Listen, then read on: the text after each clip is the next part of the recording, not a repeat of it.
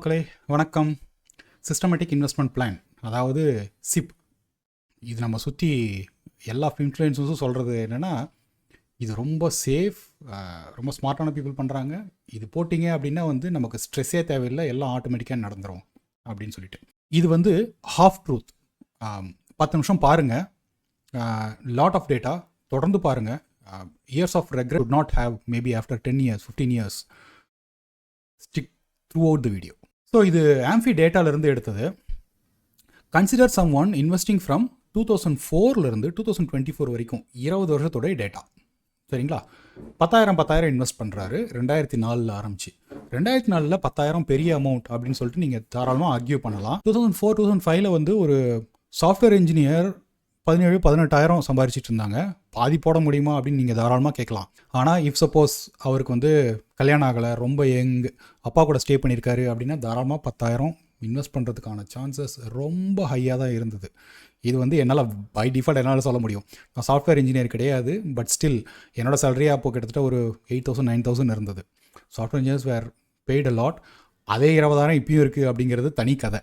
0 to 7 இயர்ஸில் அவருடைய total வர்த் 7 years chip பண்ணியிருக்கிறதுனால அவர் கிடச்சது கிட்டத்தட்ட 17 lakhs.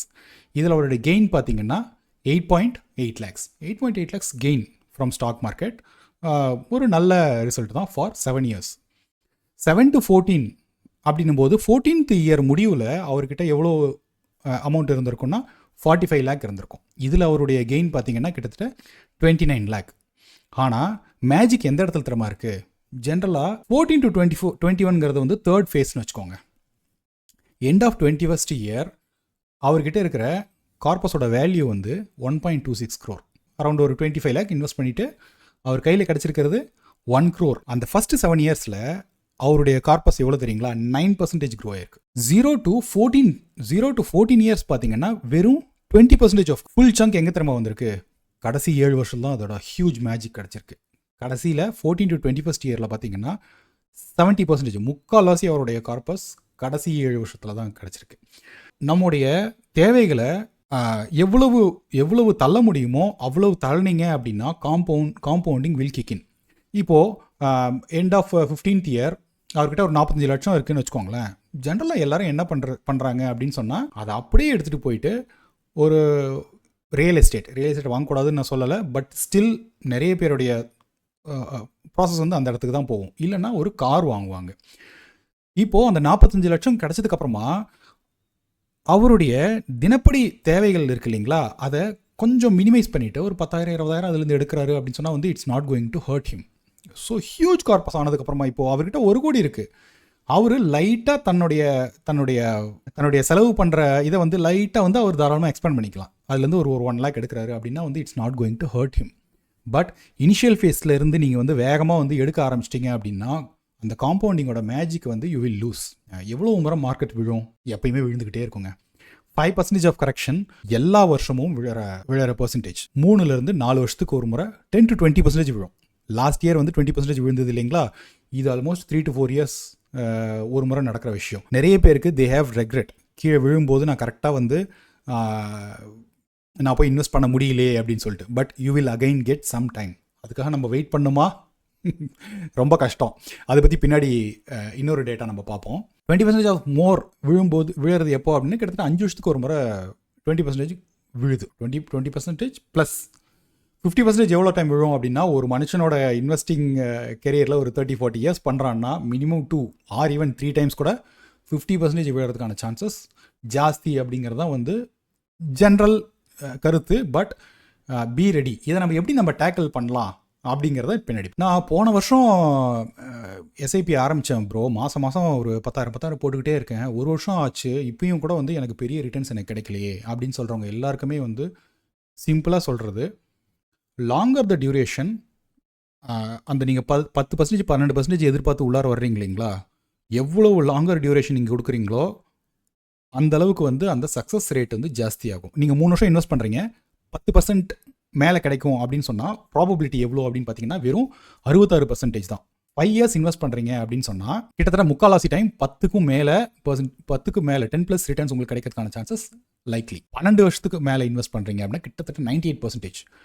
15 years நீங்கள் இன்வெஸ்ட் பண்ணுறீங்கன்னா almost certain that you will get 10-11% for sure. சரிங்களா? ஸோ உங்களுக்கு இந்த சைக்கிள் உங்களுக்கு புரியும் அப்படின்னு நினைக்கிறேன். எவ்வளவு தூரம் உங்களுடைய கோல்ஸ் இருக்கோ, உங்களுடைய இன்வெஸ்ட்மெண்ட் ஹொரைசன் இருக்கோ, அந்த அளவுக்கு சக்ஸஸ் ரேட் ஜாஸ்தியாகிட்டே போகுது. மார்க்கெட் ரொம்ப கீழே விழும்போது நம்ம போய் வேகமாக வந்து வாங்கணும், மார்க்கெட் ரொம்ப ஹையாக இருக்கும்போது நம்ம வந்து விற்கணும். இப்படிங்கிறதான் வந்து பொதுவாக எல்லாரும் பேசிக்கிற விஷயம். இது நிஜமாவே வந்து சாத்தியமா? இப்போ உங்ககிட்ட வந்து மாதம் வந்து உங்ககிட்ட இன்கம் வருது, உங்ககிட்ட 10 லட்சம் 20 லட்சம் 30 லட்சம் 50 லட்சம்னு சொல்லிட்டு எடுத்த உடனே ஒரு கார்பஸ் உள்ளார போடணும் அப்படின்னா மார்க்கெட் வந்து ஹையில் இருக்கா லோவில் இருக்காங்கிறது நீங்கள் ஓரளவாவது யோசிக்கலாம். ஆனால் எஸ்ஐபி, அதாவது சிஸ்டமேட்டிக் இன்வெஸ்ட்மெண்ட் பிளான், மாதம் வந்து ஒரு ஒரு ஒரு குறிப்பிட்ட அமௌண்ட் நான் போட்டுக்கிட்டே போகிறேன் அப்படின்னு சொன்னால், ஒருத்தர் 10,000 rupees வந்து 2008 ஜனவரி 2008 இது வந்து பீக் ஆஃப் புல் மார்க்கெட், அப்போலேருந்து ஆரம்பிச்சிருக்காரு. 10,000 இன்வெஸ்ட் பண்ணிட்டே வந்திருக்காரு. அவர் இன்வெஸ்ட் பண்ண அமௌண்ட் வந்து 21 லட்சம் இன்வெஸ்ட் பண்ணியிருப்பார். கையில் வந்து அவருடைய கார்பஸ் கிட்டத்தட்ட 78.37 lakh. இதோட XIRR பார்த்தீங்கன்னா 13.5. சரியா? இவன் வந்து மார்க்கெட்டோட டாப்பில் இன்வெஸ்ட் பண்ணியிருக்கான். ஓகேவா? ஜனவரி 2008. இதே மாதிரியே இன்னொருத்தன் மார்ச் 2009 வந்து பாட்டம் மோஸ்ட் மார்க்கெட்டுங்க. அப்போலேருந்து ஒருத்தர் ஆரம்பிச்சிருக்கான். 2008 பதில் 2009 இன்வெஸ்ட் பண்ண ஆரம்பிச்சிருக்கான் இல்லையா? ஸோ ஒரு 1.4 lakh வந்து கொஞ்சம் கம்மியாக தான் இன்வெஸ்ட் பண்ணியிருப்பான். அதனால் அவன் இன்வெஸ்ட் பண்ண அமௌண்ட் பார்த்தீங்கன்னா 19.6. அவனுடைய கார்பஸ் பார்த்தீங்கன்னா 67 lakh. ஸோ மார்க்கெட்டோடைய பாட்டம் நீங்கள் டைம் பண்ண ஆரம்பிச்சிங்க அப்படின்னா கிரேட் டைம் டு ஸ்டார்ட் தான். ஓகேவா? ஆனால் வாட் இஸ் த டிஃப்ரென்ஸ்? பெரிய டிஃப்ரென்ஸ் எதுவுமே கிடையாது. This is for systematic investment plan. SIP போட்டோம் அப்படின்னு சொன்னால் எப்பயுமே வந்து பெர்ஃபெக்டாக நம்மளால் வந்து டைம் பண்ண முடியுமா அப்படின்னா டைம் பண்ண முடியாது. நம்மளோட பிஹேவியர் பயஸில் நிறைய வருங்கிறதுனால தான் வந்து எஸ்ஐபிங்கிறது இப்போ மார்க்கெட் இந்த இடத்துல இருக்குது, இங்கேருந்து இங்கே இறங்குது, டப்புன்னு கீழே இறங்குது. ஓகேவா? நீங்கள் பெர்ஃபெக்டாக வந்து ஒரு அது வந்து ஹியூமனோட பிஹேவியர் தாங்க. என் கையில் காசு இருக்குது, 10,000 நான் உள்ளார போடுறேன், போட்டுன்னு கீழே விழுது. ஆல்ரெடி போட்ட கார்பஸ் வந்து நான் வந்து 20 லட்சம் போட்டிருக்கேன், அது வந்து 10 லட்சம் ஆயிடுது. போட ஆரம்பிக்கும்போது ஸ்லோவாக போட ஆரம்பிப்போம், கொஞ்சம் போடுன்ட்டு. அதுக்குள்ளார பார்த்தீங்கன்னா மார்க்கெட் இந்த இடத்துல இருக்கும். நீங்கள் 10,000க்கு பதிலாக நீங்கள் கொஞ்சம் கொஞ்சமாக தான் நீங்கள் உள்ளார போட்டுட்டு இருந்திருப்பீங்க. ஒரு 2,000 குறைச்சிருப்பீங்க, இல்லைனா வந்து ஸ்டாப் பண்ணி வச்சுருந்துருப்பீங்க.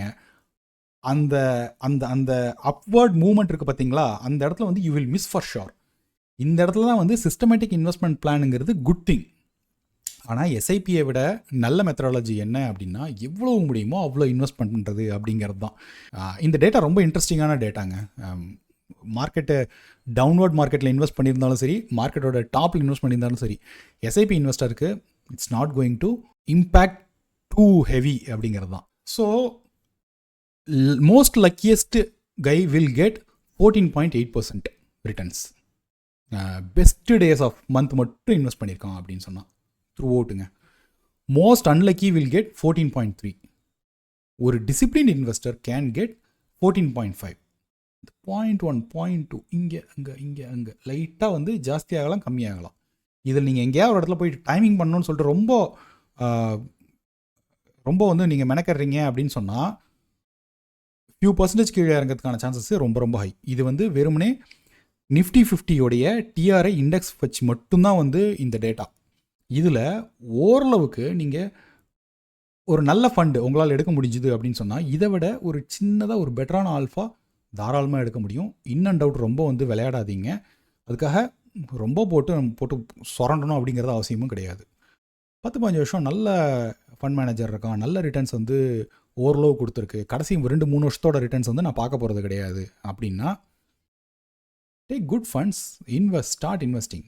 பட் ஃபுல் திமேட்டிக்கும் போகாதீங்க, நேரோ பார்ட் ஆஃப் மார்க்கெட்டில் எப்பயுமே இறங்காதீங்க. நான் ஃபுல்லாக மிட் கேப்பில் இன்வெஸ்ட் பண்ணுவேன், ஃபுல்லாக ஸ்மால் கேப்பில் மட்டும் தான் இன்வெஸ்ட் பண்ணுவேன் அப்படின்னு சொன்னீங்கன்னா நல்ல ரிட்டர்ன்ஸ் கிடைக்கலாம், சுத்தமாக மோசமான ரிட்டர்ன்ஸும் கிடைக்கலாம். அதனால தான் ப்ராடாக ஓரளவு எல்லாத்தையும் காலை வச்சுக்கிட்டு just float initial 4-5 years, 6th year 7th yearல ரொம்ப நல்லா தெளிவாக தெரிய ஆரம்பிச்சிருங்க what is risky, what is not so risky அப்படின்னு சொல்லிட்டு.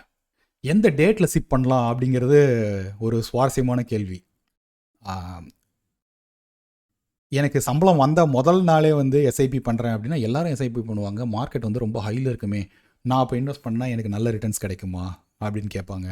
சிலர் வந்து இந்த எக்ஸ்பைரி டே பார்த்து வந்து பண்ணலாம். அதாவது நிஃப்டியோட இந்த ஆப் ஓப்பன் பண்ணி பார்த்தீங்க அப்படின்னா தெரியும், இந்த கால்ஸு புட்ஸு இதனால் வந்து ரொம்ப ஃப்ளக்சுவேட் ஆகும். அந்த டைம் பார்த்து நீங்கள் இன்வெஸ்ட் பண்ணலாமா? எந்த டிஃப்ரென்ஸும் இல்லைங்க. முதல் நாள் இன்வெஸ்ட் பண்ணுறீங்க அப்படின்னு சொன்னால் 14.5, செகண்ட் டே இன்வெஸ்ட் பண்ணுறீங்கன்னா அதே 14.5. இந்த டேட்டாவை பாருங்கள், பெரிய டிஃப்ரென்ஸ். எந்த டேட்டில் இன்வெஸ்ட் பண்ணாலும் வந்து it's not going to do huge difference for you. Salary வந்தவொடனே எனக்கு போட பிடிக்கல, நான் வந்து என்னோடய குழந்தையோட பர்த்டே அப்படின்றது ஒரு 2ஆம் தேதி 5ஆம் தேதி இருக்குது அப்படின்னு சொன்னால் வந்து மாதம் மாதம் நான் 5ஆம் தேதின்னு சொல்லிட்டு வச்சுக்கோங்க. இது ஒரு நல்ல ஐடியாங்க இது. ஏன்னா எமோஷ்னலி வி கெட் டேக் டு தட் டேட். தாராளமாக பண்ணலாம். எமோஷன்ஸும் வந்து எமோஷன் பைசாங்கிறதுல எல்லாம் சேர்ந்து சுற்றுற ஒரு விஷயந்தான். என் குழந்தையோட படிப்புக்காக நான் பண்ண போகிறேன் அப்படின்னு சொன்னால், அவன் வந்து 5ஆம் தேதி பிறந்திருக்கான் அப்படின்னு சொன்னால் மாதம் மாதம் நான் 5ஆம் தேதி நான் இன்வெஸ்ட் பண்ணுறேன் அப்படின்னு சொன்னால் வந்து நடுவில் எங்கேயாவது ஒரு இடத்துல பயந்து நான் வந்து வெளில எடுக்க மாட்டேன். அவனோட படிப்பு இன்னும் 15 வருஷம் கழிச்சு இருக்குன்னா வந்து த்ரூ அவுட் வந்து I will invest. So somewhere taking goals is super duper இம்பார்ட்டண்ட்டுங்க. ஸோ எந்த டே இன்வெஸ்ட் பண்ணுறீங்க அப்படிங்கிறது எந்த விதமான டிஃப்ரென்ஸுமே கிடையாது அப்படிங்கிறது தான் டேட்டா சொல்லுது. இதுக்கப்புறம் இந்த இன்ஃப்ளூயன்சர்ஸ் பண்ணுறது ரொம்ப தகராறான ஒரு விஷயம் என்னென்னா, நீங்கள் எல்லா டேவும் நீங்கள் ஆவரேஜ் பண்ணணும். டெய்லி பண்ணுங்கள், வீக்லி பண்ணுங்கள், மந்த்லி பண்ணுறதெல்லாம் வந்து நல்ல ஐடியா கிடையாது அப்படின்னு சொல்லுவாங்க. இதுக்கும் வந்து data is not supporting a great இதுங்க. எல்லா நாளும் டிரான்சாக்ஷன் பண்ணுறதுனால பெரிய டிஃப்ரென்ஸ் உங்களுக்கு எதுவுமே வரப்போகிறது கிடையாது. டெய்லி வீக்லி மந்த்லி இந்த XIRR வந்து 1996 ஜூன் 2025 வரைக்கும் த்ரூ அவுட் ஒருத்தன் வந்து இன்வெஸ்ட் பண்ணிகிட்டே போயிருக்கான்னு வச்சுக்கோங்களேன். Hardly shows any difference. எதுக்கு அவ்வளோ டிரான்சாக்ஷனில் ஏதாவது சார்ஜ் இருக்குது அப்படின்னு சொன்னால் வந்து அதுவும் வந்து நீங்கள் கொடுக்குற மாதிரி இருக்கும். எனக்கு இந்த சிஸ்டமேட்டிக் இன்வெஸ்ட்மெண்ட் பிளானோட இந்த சார்ஜஸ்லாம் எனக்கு எக்ஸாக்டாக தெரியாது. பட் ஆனால் தேவையில்லாத தலைவலி. மந்த்லி அப்படிங்கிறது ஒரு நல்ல ஐடியா. மந்த்லி நீங்கள் தாராளமாக பண்ணலாம். இந்த தகவல்கள் ரொம்ப உங்களுக்கு யூஸ்ஃபுல்லாக இருந்தது அப்படின்னு சொன்னால் வந்து ஒரு சப்ஸ்கிரைப் போட்டு விடுங்க. அதே மாதிரி நோட்டிஃபிகேஷன் பெல் அமுக்குங்க. வேறு என்ன டாபிக்ஸ் பேசலாம் அப்படிங்கிறத நீங்கள் கமெண்ட் செக்ஷனில் தாராளமாக போடுங்க. Thank you. Have a great day.